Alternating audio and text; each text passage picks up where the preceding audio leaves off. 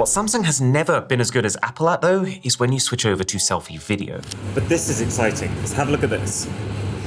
I'm talking about the sandwich. This is the greatest sandwich I have ever tasted in my life. I had it once a couple of months ago, and all I've been thinking about is coming back and meeting it for the second time. Oh, sweet mother of cheese.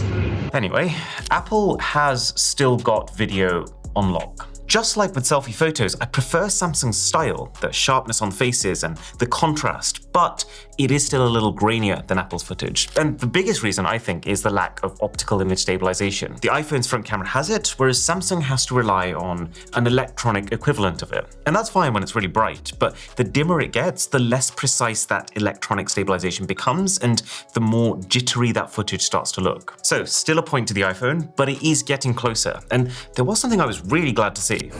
So this is footage taken on both phones' Instagram cameras. So this is shot on Instagram, it's uploaded to Instagram, and then it's downloaded again. And you know what? Samsung actually looks all right. We did this exact test last year, and the footage from the Samsung was absolutely butchered. So something has clearly improved here, because it doesn't look like it's losing any more information than the iPhone is. Now, this might not even affect you at all, but for me, 50% of my front camera usage is via these applications. So this feels like a big weight finally off Samsung's shoulders. Although, really weird thing that I did notice, when you compare the S25 to the S24, when things get dark, then the S25 actually looks worse. It's super smoothed out, and this is with all face beautification off.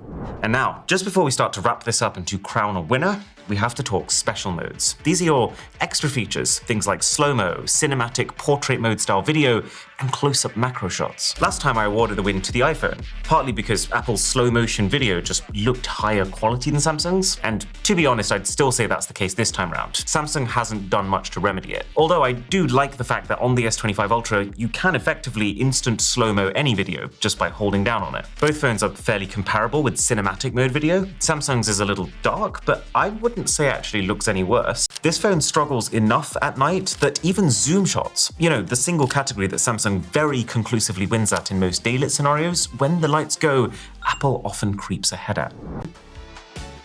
I do, slightly. And most of it rests on the fact that while Samsung is improving their video game, they have to do it faster. Thanks for watching, and I'll catch you in the full review.